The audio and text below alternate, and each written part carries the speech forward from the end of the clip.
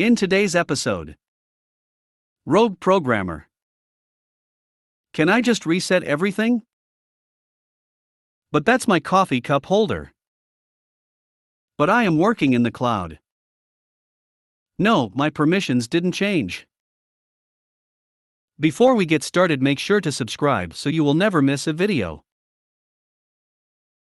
So let's get started. Rogue Programmer.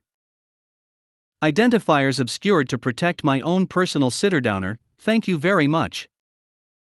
This was a few years into my time at a major medical research institution, where I had the care and feeding of a custom-built, mission-critical application in Lotus Notes, LN. The app shepherded content and workflow for research plans from initial authoring, through approval, to termination. Interestingly, I worked for the department that oversees/administers the research processes, rather than the IT department, because when the ResAdmin folks identified a need for it, in the interest of not producing approximately 3 tons of paperwork annually, the IT folks wanted nothing to do with the thing.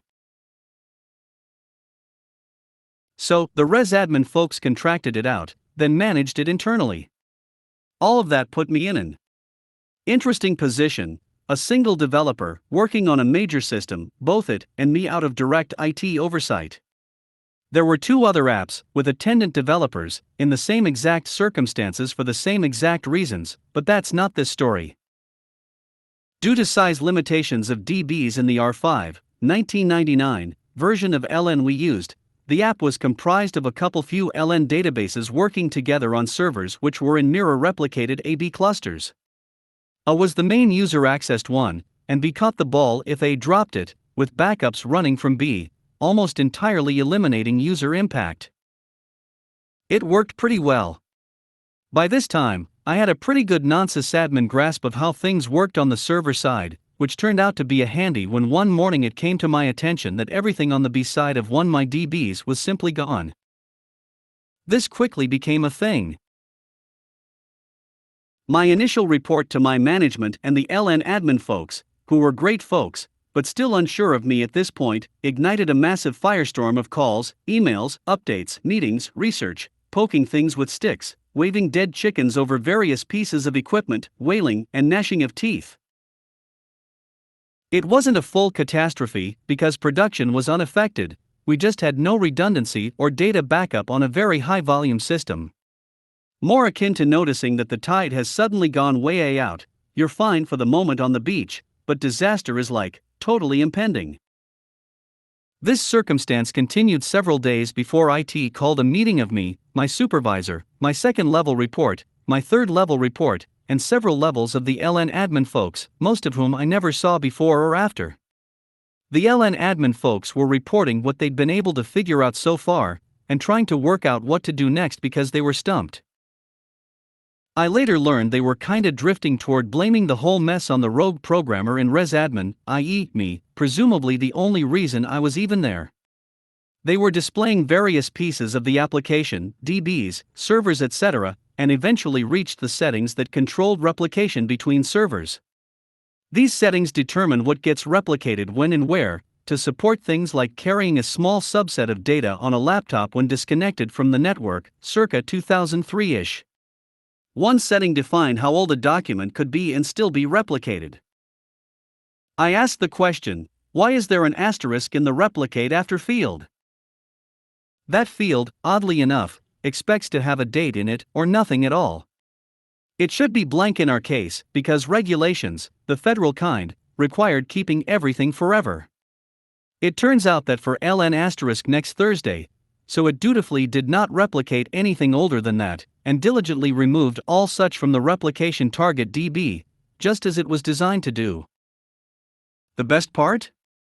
Rogue programmers have zero access to edit these particular settings, such access being reserved to the experts over in IT. This was neither the first nor last time I had to figure out issues that I couldn't reach or indeed see, and explain to the experts in IT how to fix things, but it was the only time it happened with the actual LN admin folks. As I said, great folks, for the most part. It was also the only time I heard of them describing me as a rogue programmer, though it was enjoyably common in ResAdmin for quite a while. A roar. Can I just reset everything? I work for a store that sells GPS trackers and other stuff. The following ticket came in today. Hi, my tracker won't activate, can you help? I log into her account and I checked beforehand if all the data she put in for registration is correct. All looks good, so I just log in to see what she sees. A click on the tracker tells me the error right away: no connection was established. Please make sure you have GSM signal and your tracker is turned on. You can repeat the activation process by clicking the button below. So I tell her that in almost the exact same words and send her a screenshot on how to get there. Around 2 hours later she replied with, can I just reset everything and you walk me through it if I call before 6 p.m. Mind you, this is a Friday and we don't even offer phone support at the moment. The mail also came in at 5:40 p.m. So I told her no need to reset, just follow the instructions, make sure there is signal and the device is turned on, yada yada. No response until I'm officially in my weekend, so I call it a day. I'm about to close some tabs and still had her account open. She somehow managed to delete the tracker from her account, which I'm not even sure how to do myself. Monday me will not be happy, sad face. But that's my coffee cup holder. This is going to be a short, but funny story. I'm sure other had this issue years ago. The incident takes place in 1997. I was at the beginning of my tech support career.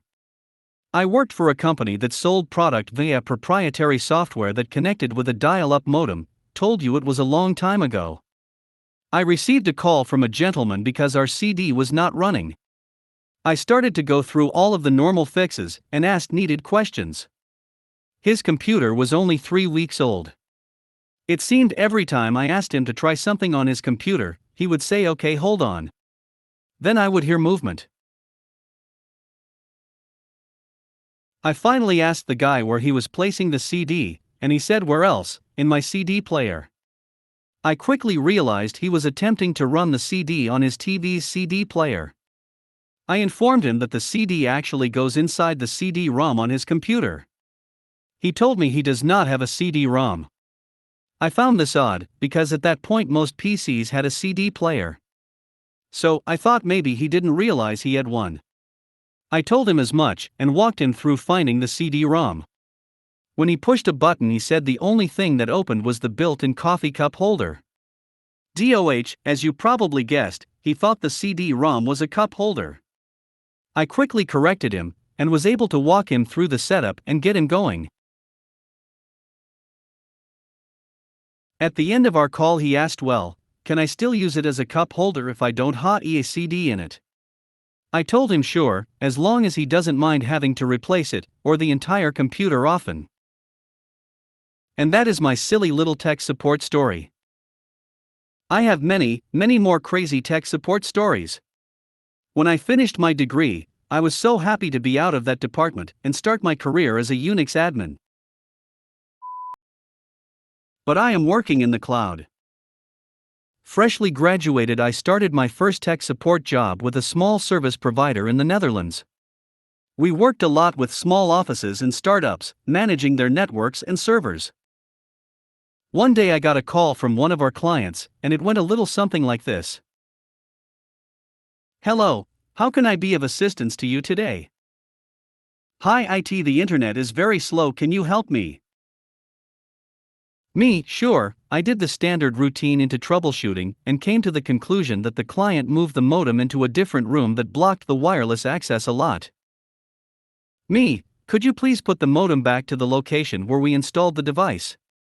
It might be obstructing the frequency. Client, it should not matter, we are working over the cloud. Normally when I open the windows more it gets faster, but it doesn't do that now. Me, a bit puzzled about what she said but quickly found out that she was talking about the sky. Ma'am, opening your windows does nothing for your frequency of the office network. Please put the device back. Client, can it be because there are no clouds in the sky right now? Maybe there is no availability? Me, thinking she's trolling? Ma'am, we are going to have to put the device back to its original location. We are going to send an on-site engineer to your office in the coming days to get some eyes on the location. Client: okay, thank you very much. Cuts connection. My boss: what was that? No, my permissions didn't change. So obligatory, not really IT, but the first one people come to when they have an issue on my team. We have a primary application that a few weeks ago changed how it allows permissions, so that people in a different group can't see our group's workloads and vice versa. Which would be great if some of those people didn't also help us. As a workaround, we've been assigning the cases for them to my manager's list, my boss. For some reason, both teams were able to see her list. Note the past tense. For the record, my manager is wonderful and reasonably tech-savvy. Even though it doesn't seem like it from our convo, lol. Me: hey BB. By chance did your permissions in main program change today? BB: no, why? Me: well, coworker came to me because she hasn't been able to see your work list all day, and after restarting the program, I can't either. BB: weird. No, my permissions didn't change. Pause. I send a screenshot. BB: oh, well, I asked project manager to give me access to other group, and she did. Ah yes, BB. When PM changed your permissions didn't change at all.